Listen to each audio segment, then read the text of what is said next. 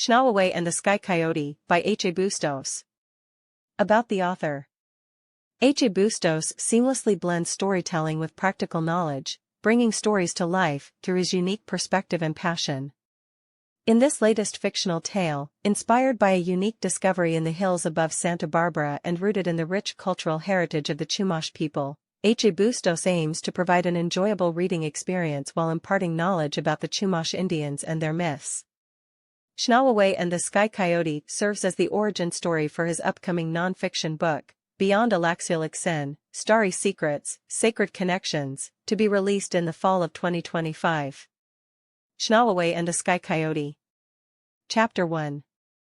Long, long ago, before the sun painted the sky and the ocean sang its lullaby, there was only Hutash, the Earth Mother. She was big, bigger than the tallest mountain, with skin like warm clay and eyes like sparkling obsidian, but she was lonely too. Then, one day, Chnawaway, the often mischievous Sky Coyote, whispered in her ear. "Hutash," he chuckled, "why don't you fill the world with laughter and stories?" Hutash's heart swelled with joy. She gathered the finest clay from the earth, soft and pliable like dough. With her strong hands, she shaped tiny people, each one special and unique. Some had eyes like the sky, others had hair like fire. She breathed life into their lungs, and they giggled and squirmed, waking up for the very first time. But they were tiny, and the world was so vast and empty. So Hutash looked up at the starry sky and asked Awe, the moon, and Father Sun, for help. Awe gifted them with the magic of fire, to keep them warm and cook their food. Father Sun shared his laughter, teaching them to play and dance. And then, Hutash remembered the mischievous coyote. "Oh, Chnawaway," she called, "what gift do you have for these little ones?" The Sky Coyote winked and flicked his tail. "Seeds, of course," he replied, scattering hundreds of colorful seeds across the land. "Plant them, care for them, and watch them grow into food, medicine, and beautiful stories." So, the very first people, filled with gratitude and wonder, planted the seeds. They learned to hunt and fish and to build houses round in shape, with a frame of long poles interwoven with grass and reeds. They also learned to weave baskets, called apukni and antaz, which were made either from 3 slender rods of juncus rush or from whole juncus rush stems or split tule or bulrush. Although members of a tribe had their own roles to fulfill, together they would sing songs to the mountains and dance with the wind. And as they grew, so did the world around them, bursting with life and color, just like the dreams of Hutash, the Earth Mother. Chnawaway hugged his grandfather and slowly drifted off to sleep in his arms. Grandfather smiled and watched the embers glow as they made their way up to the sky. It wasn't that long ago on a night like this, Grandfather warmly remembered, that young Chnawaway arrived full of love and life. Under a sky dusted with a million stars, his voice cried out from inside the AP, the gentle ocean breeze welcoming the newborn into the world. As firelight darted across the woven walls, the aging Alaxulux'en, cloaked in ceremonial feathers and revered wisdom, approached and cradled the child, his old and weathered hands gentle against the baby's smooth skin. To the Chumash nation, the Alaxulux'en was held in high honor. He was a weaver of knowledge spun from starlight and the whispers of the wind. He was a vessel, chosen by the spirits themselves, his eyes and ears tuned to the whispers of the cosmos, interpreting the language of the stars and the dance of constellations, translating them into wisdom, and serving as a living memory of the ancestors, ensuring that the tribe would never stray from the path illuminated by generations past. "This little one," he announced, placing a seashell adorned with intricate symbols beside the baby boy, "this little one arrived on a night when the constellations sang of exploration and hidden meanings. From here forward, the boy shall be named Chnawaway, discoverer of profound mysteries."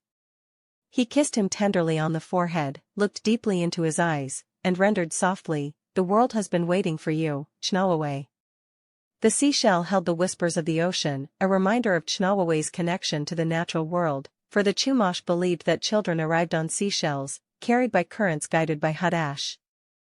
One by one, the tribal elders painted his tiny body with ochre, symbolizing the sun's warmth and protection.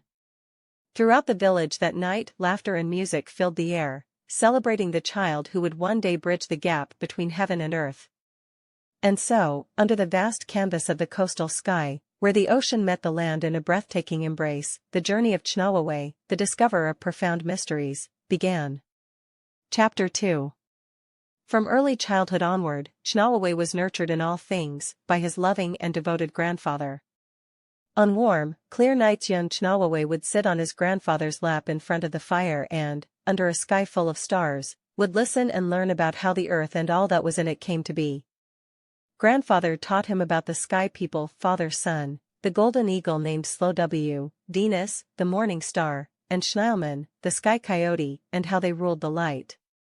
He taught him how each star was significant, as was each constellation it was a part of, just like each of the members of their tribe.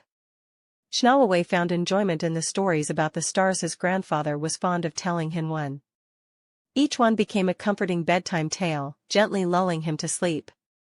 In the time before time, his grandfather began, pointing up to the heavens, the sky was nothing but an endless expanse touched by light, while down here on earth lived the Alaxulux'en, keepers of the tiny bright lights called stars.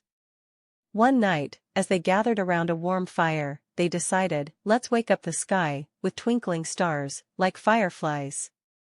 And so they went about carefully choosing special spots, high up in the sleepy sky, gently placing each star so that the sky could one day tell the stories of gods and heroes. One by one, they chose their spots, tracing INV1 Cybele lines across the heavens, placing each star into its destined place, forming the constellations. Like the mama bear and baby bear, said young Chnawaway, pointing towards the Big Dipper, Ursa Major, the Little Dipper, Ursa Minor, and the North Star that glittered like scattered diamonds.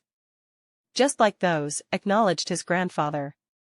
But then, along came Chnawaway, the Sky Coyote. Grandfather playfully exclaimed. He hopped and skipped, his ears twitching with mischief. Why paint the sky so slow? Chnawaway whined. Let's play with the stars. And just like that, Chnawaway scooped up a handful of twinkling lights and tossed them up high, scattering them like fireflies across the darkness. We hope you enjoyed this sampler of Chnawaway and the Sky Coyote. Chnawaway and the Sky Coyote by A Bustos is now available in paperback, hardcover, and ebook on Amazon.com. More books like these can be found on the Second Ridge Publishing website at www.secondridgepublishing.com. Thank you for your support. A portion of the proceeds from the sale of this book goes to support the Santa Ynez Band of Chumash Indians Foundation.